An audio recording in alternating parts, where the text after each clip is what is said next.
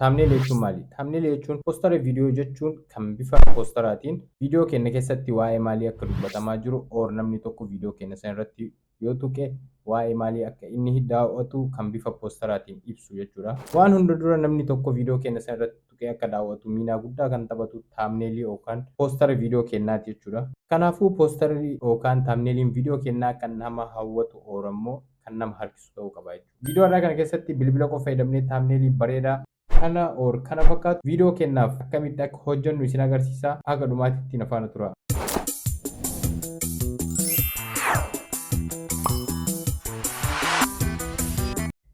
So jalqaba irratti wanti nu barbaachisu appilikeeshiniidha. Appilikeeshinicha Play Store yookaan App Store keessaa argachuu dandeettu. Iddoo sarchi irratti Canva jennee sarchi goona. Akkanatti nuuf dhufa isa kana jechuudha. Ani buufadhee waan qabuuf open naan jedha, isin immoo install isin jedha, install gootanii al tokko open jedhanii akkanatti naaf dhufa jechuudha. Sana booda iddoo sarchii kana irratti YouTube thumbnail jedhee sarchi godha jechuudha. Akkanatti bifa kanaan naaf dhufa. As keessatti thumbnailiidhaan qophaa'an hedduu jira kan customize ta'anii bifa ofii barbaannutti bifa kamiinuu jechuudha. Kanneen keessaa filannee bifa viidiyoo keenya wajjin deemutti kan hojjechuu dandeenyu jechuudha. Fakkeenyaaf anas keessaa isa kana fudhadhu akkanatti naaf dhufe jechuudha. Akkanatti yeroo naa dhufu suuraa kana barbaannu waan ta'eef barreeffamichas hin barbaannu waan ta'eef al tokko suuraa irratti tuquudhaan iddoo delete kana al tokko tuqna badee jira jechuudha suurichi. Suuraa keenya immoo asirratti add gochuu barbaannu waan ta'eef iddoo camera roll jettu sana al tokko tuquudhaan akkanatti iddoo suuraa jiru nu geessa. San booda suuraa barbaannu irraa filannee al tokkoon tuqna add to page. Sana booda suuraan keenya asirra bahee jira jechuudha bifa kanaan. Sana booda backgroundii kana hin barbaannu waan ta'eef al tokko akkana harkisuudhaan remove goona jechuudha backgroundii. Akkanatti amma suuraan keenya nuuf bahee jira jechuudha. So sana booda akkana qabnee harkisuudhaan iddoo barbaannu geessinee suuricha saayizii barbaannuun kanatti kenne booda inni itti aanu barreeffamicha edit gochuudha jechuudha. By the way, mucaan kun hiriyaa kootii YouTube chaanaalii qabaa, seenaa hedduu bareedaa fi hedduu nama ajaa'iban chaanaalii isaa raggadii isaa liinkii isaa description jala isinii kaa'a. Abjuu Milkaa'inaadha maqaan YouTube isaa, seenaatii subscribe godhaa. So amma barreeffamicha edit godhuu barbaannu waan ta'eef al tokko barreeffamicha kana irratti godhaan isa kanas akkanatti balleessinaa jechuudha. Egaa balleessinee booda iddoo text kana al tokko tuquudhaan add heading sana booda qubee guddaa fayyadamuudhaan fakkeenyaaf maqaa chaanaalii isaa itti barreessuun abjuu gahaadha. Isa tokko immoo jalaan itti dabaluu waan barbaaduuf kanatti iddoo barbaaduun geessaa saayizii isaa isa kana qabuudhaan akkana harkisaa booda abjuu ta'ee jira jechuudha. Sana booda ammas add text add heading ammas qubee guddaa fayyadamuudhaan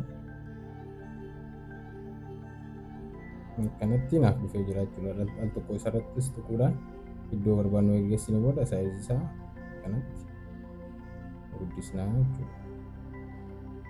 Kana booda thumbnailii bareedaa hojjennee jirra jechuudha. Amma thumbnailuma appilikeeshinichi qabu qofa fayyadamuudhaan thumbnailii kana hojjennee jirra. Amma immoo duwwaarraa kaasnee akkamitti thumbnailii bareedaa akka hojjechuu dandeenyu isin agarsiisa. Gubbaa kanarratti iddoo sarara sadaan kana al tokko tuqne akkanatti nuuf fida. Home iddoo kana al tokko tuqne akkanatti nuuf deebi'a jechuudha. Jalqaba irratti iddoo nu YouTube thumbnail jennee search goone sana irratti create a blank YouTube thumbnail iddoo jiru kanarratti al tokkoon tuqna. Duwwaarraa waan eegalluuf amma akkanatti nuuf fidee sanduuqa duwwaa qabna. Iddoo kana al tokko tuquudhaan kalara isaa akka barbaannetti karaa barbaannetti jijjiiruu dandeenya. Inni kun nuun taane yoo ta'e akkanumatti al tokko tuquudhaan iddoo elements jedhu kana tuquudhaan iddoo search baarii kanarratti background jennee searchii goonte backgroundii hedduu jira appilikeeshinicha keessa. Iddoo footoo jedhu kanarratti al tokko dhufnee kana keessa backgroundii nutti tole filachuudhaan isa kana fudhadhu akkanatti nuuf dhufa. Isa kana asiinis karaa bitaatti hanga dhumaa asiinis dhumaa jalaas gubbas karaa hundaanuu akkanatti erga walqixxeessinee booda kana booda suuraa keenya irratti add goonaa jechuudha. Akkuma jalqaba irratti goone sanitti iddoo kaameraa rool suuraa barbaannu saniin filannaa add to page. Kana booda suuricha akkana nuuf dhufa. Background isaa karaa jalqabaa san fayyadamnee remove irraa goona. Kanatti suurichi nuuf ba'ee jira jechuudha. Kana booda akkana harkisuudhaan iddoo barbaannu iddoo barbaannu qofarra kaa'uudhaan wanni nurraa eegamu iddoo barbaannu fakkeenyaaf isa kana kanatti haa kaa'u jidduurra. Amma immoo barreeffamichuma reefii san deebisee haa barreessu isinumatti agarsiisuudhaaf, garuu isin barreeffama kamiyyuu fayyadamuu dandeettu waan barbaadan irratti barreessitanii bifa isinitti toleen thumbnail keessan hojjechuu dandeettan jechuudha. Ani amma asitti qubee xiqqaadhaan barreessee asumatti immoo qubee kana guddisuu kan barbaadu ta'e iddoo qubee xiqqoo fi guddoon jirtu kana al tokko tuquudhaan qubeen kun guddaa naaf ta'ee jira jechuudha. Asumatti akkanatti al tokko tuquudhaan guutuu asumatti barreessuu barbaada. Asumatti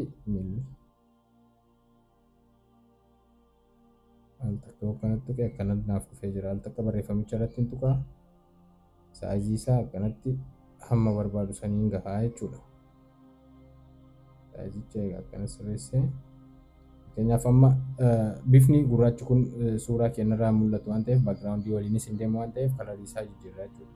Kalarii isaa akkanatti bifa kanaan bifa barbaannu irra gochuu dandeenya. Fakkeenyaaf isa diimaa kana fudhadhee ammas hin mul'atu. Kanarra immoo daran akka mul'atu yoo barbaanne akka bareedu effected iddootti kanarratti al tokko tuquudhaan akkana harkisnee fakkeenyaaf isa kanarratti yoo tuqe akkana naa dhufa. Al tokko deebi'ee immoo yoo tuqe akkanatti naaf dhufa. Akkanatti hin ifaa jechuudha. Amma akkanatti barreeffamichi keenya hedduu bareedee jira. Kana booda ammas iddoo element jettu kana dhufnee waan barbaanne waan kamiyyuu asuma keessa search goonee argachuu dandeenya waan ta'eef as keessaa amma fakkeenyaaf blue shadow akkanatti naaf dhufa jechuudha. Isaan kana keessaa kanatti bareedee suuraa keenya waliin deema jedhee yaadu fudhadhaa. Fakkeenyaaf isuma kanaaf fudhadhu isinitti agarsiisuudhaaf akkanatti iddoo barbaannu sanarra geessinee kanatti harkisuudhaan akkana ta'ee jira jechuudha. Kana booda immoo isuma kana gubbaanis itti galchuu barbaanne yoo ta'e al tokko mallattoo iddoo kana tuquudhaan akkana harkisnee isa kana naanneessinaa jechuudha. Iddoo kana qabnee akkanatti isa kanas gubbaa kanaan geessuudhaan amma immoo akkana ta'ee jira jechuudha. Fakkeenyaaf barreeffama biraa dabaluu kan barbaadu ta'e ammas iddoo text jedhu kana dhufee add fakkeenyaaf YouTube jedhee barreessu YouTube jedhee barreessee jira. Barreeffamicha irratti al tokko tuquudhaan saayizii isaa akka barbaadutti guddisee akkanatti kaayaa jechuudha. Kana booda amma akkanatti barreeffamni kun suuraa keenya gubbaa ta'ee jira. Suuraa keenya jalatti deebisuu barbaanna waan ta'eef al tokko akkana harkisuudhaan iddoo position jettan irratti al tokko tuqne duuba deebisuu barbaanna waan ta'eef backward jennaani al tokko ammas deebinee backward. Akkanatti barreeffamichi suuraa keenya duubatti deebi'ee jira. Suuraan keenya haalaan mul'ata jechuudha. Akkasuma saayizii isaa akka barbaannetti iddoo barbaanne geessuu dandeenya. Kanatti thumbnailiin keenya karaa hedduu salphaa ta'een thumbnailii bareedaa daqiiqaa muraasa keessatti hojjechuu dandeenyee jira. Kanarratti akkasuma barreeffamichuma kanas deebinee immoo edit gochuu barbaanne yoo ta'e edit gochuu dandeenya. Wantoota hedduu qabanii application kana keessa wantoonni fayyadamnee thumbnail keenya ittiin bareechisuu dandeenyu hedduu jira. So applicationichi kana fakkaataa feature hedduu of keessaa qaba. Karaa salphaa ta'een thumbnailii babbareedaa viidiyoo keenyaaf hojjechuu dandeenya. Linkii isaa description jala isinii godhaa seenaatii download godhadhaa. Viidiyoon kun yoo isinitti tole like gochuun hin raanfatinaa. Namoonni channel kanaaf haaraa taatan subscribe cuqaasaa. Akkasuma immoo yaada yookaan gaaffii yoo qabaattan komentii jala naaf barreessaa kan isiniif deebisu ta'a. Haga viidiyoo itti aanu walitti deebinutti turtii gaarii.